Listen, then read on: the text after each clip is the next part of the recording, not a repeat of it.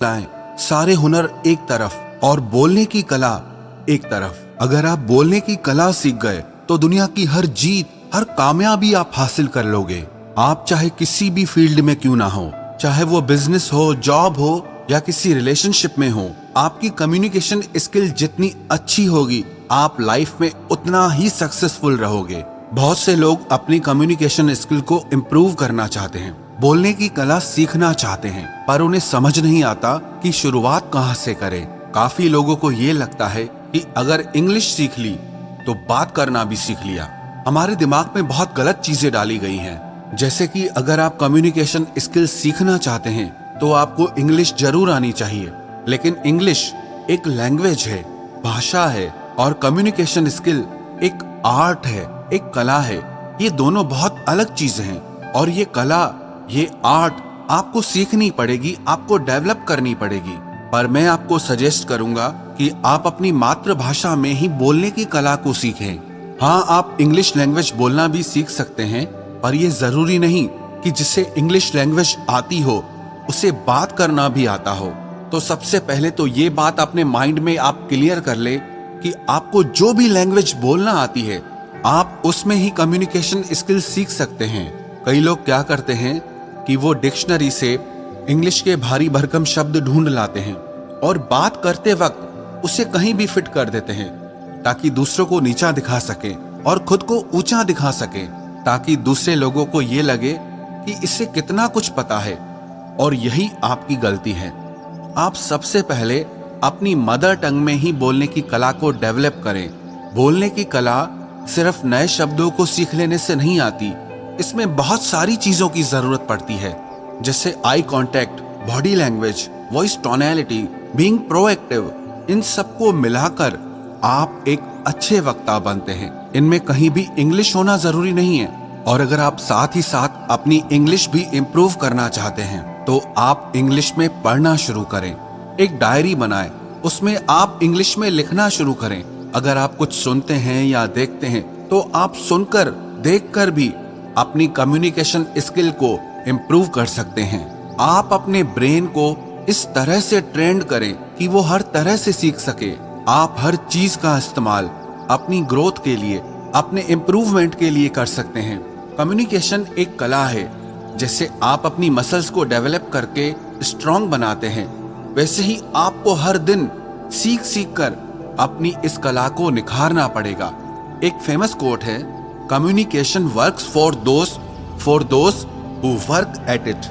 अगर आप अपनी बोलने की कला पर काम करेंगे, उस पे मेहनत करेंगे, तो वो कला आपके लिए काम करेगी। अगर आप अपने बोलने की कला पर मेहनत करेंगे तभी आपके बात करने के तरीके में अंतर आएगा, परिवर्तन आएगा। जिंदगी का एक नियम है, एक कानून है कि आप जिंदगी में जो भी कुछ पाना चाहते हैं उसके लिए आपको कीमत तो चुकानी ही पड़ेगी। If you want something you must pay the price, nothing is free. अगर आप जिंदगी में कुछ खरीदना चाहते हैं और जितनी अच्छी उसकी क्वालिटी खरीदना चाहते हैं तो आपको उसकी उतनी ज्यादा कीमत भी चुकानी पड़ेगी। पर जिंदगी के इम्प्रूवमेंट में पैसों से काम नहीं बनेगा। कुछ लोगों को लगता है कि मैं पैसे से सब कुछ अचीव कर लूंगा। It's not gonna happen. अगर आप एक सुंदर, स्वस्थ और फिट शरीर बनाना चाहते हैं तो आपको खुद उसके लिए वर्कआउट करना होगा। आपको खुद उसके लिए डाइट कंट्रोल करना पड़ेगा, मेहनत करनी पड़ेगी। अगर कोई और आपके लिए वर्कआउट करे, डाइट कंट्रोल करे, तो उससे आपकी बॉडी अच्छी नहीं बनने वाली। उसके लिए आपको खुद मेहनत करनी पड़ती है। और आप अपनी जिंदगी में अच्छे रोल मॉडल चुनिए, जैसे न्यूज रिपोर्टर हैं, जर्नलिस्ट हैं, अच्छे स्पीकर्स हैं जिनके बोलने की कला अच्छी है।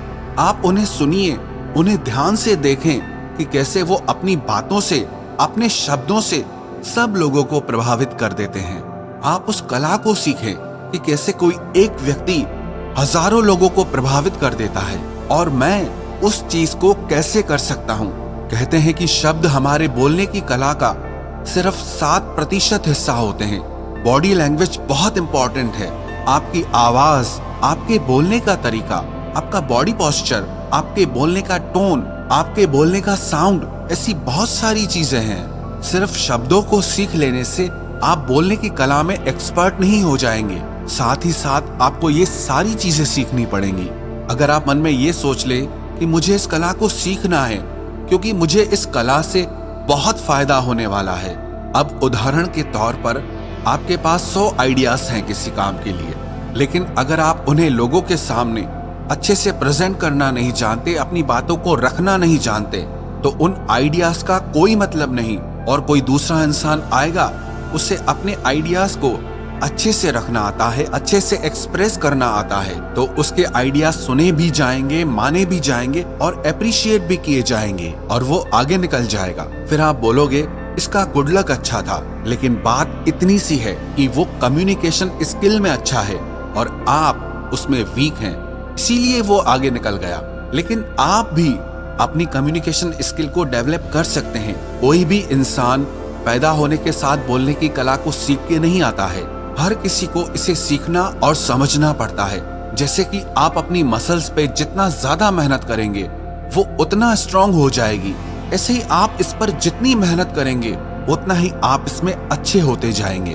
आपको जहां बात करने में डर लगता है, आप वहां जरूर बात करें। पब्लिक स्पीकिंग से, माइक पे बोलने से बहुत लोग डरते हैं। लोग रिजेक्शन से डरते हैं कि लोग मेरे बारे में क्या सोचेंगे, लोग मुझ पर हंसेंगे।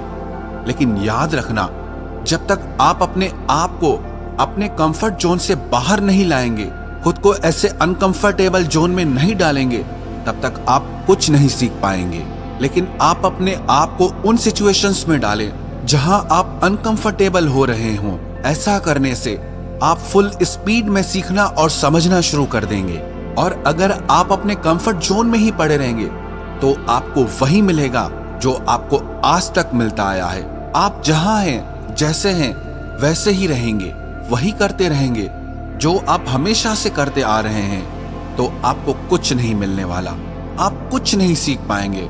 पागलपन की एक परिभाषा ये भी है कि रोज रोज वही काम करते रहो और शाम को जाके भगवान से प्रार्थना करो कि हे भगवान, मेरी किस्मत बदल दो। किसी कवि ने क्या खूब लिखा है, खुदा ने उस शख्स के हालात कभी नहीं बदले, ना हो जिसे ख्याल खुद अपने हालात बदलने का। तो इसीलिए आप भी आज ये तय कर लो कि आपको अपने हालात खुद बदलने हैं और इसी साल में बदलने हैं। अगर कुछ सीखना चाहते हो ना, अगर कुछ बनना चाहते हो, तो वो करो जो आपको मुश्किल लगता है, तो वो करो जो आपने आज तक नहीं किया। आप वो करो जिसे करने में आपको डर लगता है, जो आपको मुश्किल लगता है। सिंपल सा रूल है, if you want something you must pay the price.